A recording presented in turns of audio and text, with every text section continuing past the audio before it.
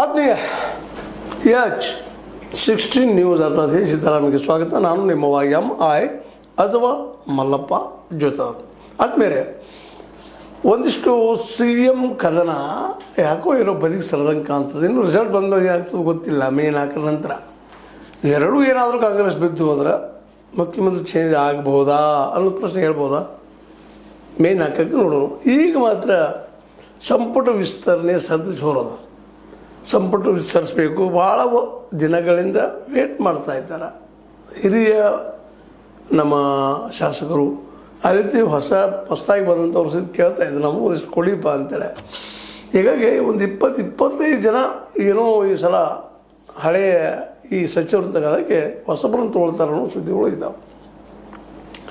ಆಗ್ಬೋದಾ? 20-25 ಜನ ಬದಲಾಗ್ಬೋದಾ ನೋಡೋಣ. ಅದೇನೂ ಇರಲಿ, ಸಚಿವ ಸಂಪುಟ ಪುನರಚಿಸಿ ಹಿರಿಯರಿಗೆ ಅವಕಾಶ ಕೊಡಬೇಕೆಂದು ಮನವಿ ಮಾಡಲು ಭಾನುವಾರ ದೆಹಲಿಯಲ್ಲಿ ಮಲ್ಲಿಕಾರ್ಜುನ ಖರ್ಗೆ, ರಾಹುಲ್ ಗಾಂಧಿ ಸೇರಿದಂತೆ ಪಕ್ಷದ ನಾಯಕರನ್ನು ಭೇಟಿ ಮಾಡಿ ಮನವಿ ಸಲ್ಲಿಸುತ್ತೇವೆ ಅಂತೇಳಿ ನಮ್ಮ TB ಜಯಚಂದ್ರ ಅವರು, ದೆಹಲಿ ಪ್ರತಿನಿಧಿ, ಕರ್ನಾಟಕ ಸರ್ಕಾರದವರು ಹೇಳಿಕೊಂಡಿದ್ದಾರೆ.